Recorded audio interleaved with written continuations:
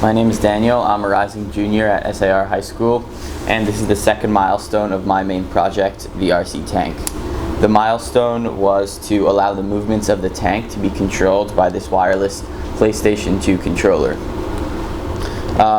So I began by learning how the PS2 controller works and how it sends information to the Arduino via this wireless receiver at the front.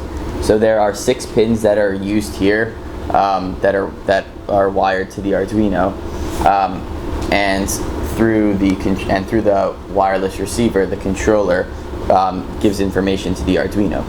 So I wired up the wireless receiver and I downloaded a PS2 library that was meant to display information in the serial monitor based on what buttons were being pressed on the controller.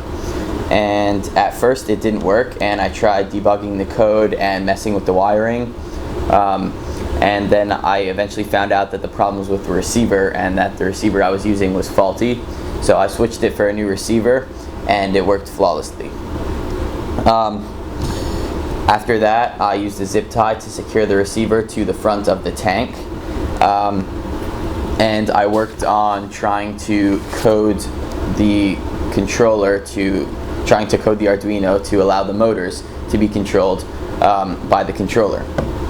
And I tried a bunch of different things, and I got it to work in the beginning where I would press a button and the motors would spin, but I couldn't figure out how to get them to stop. So then eventually I wrote a code that stated that if the button was pressed, then the motors would turn, but then if the button was released, then they would stop.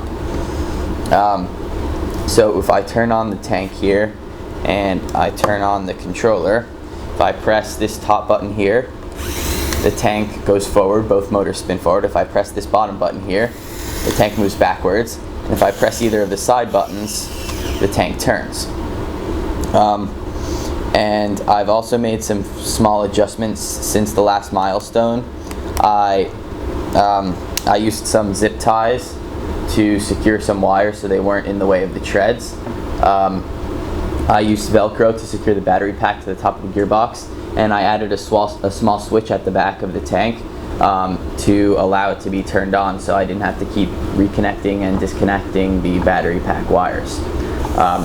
I think my next step is to allow the speed and direction of the motors to be controlled by these analog sticks so that the tank can move slow or fast based on how far the sticks are moved forward or backward.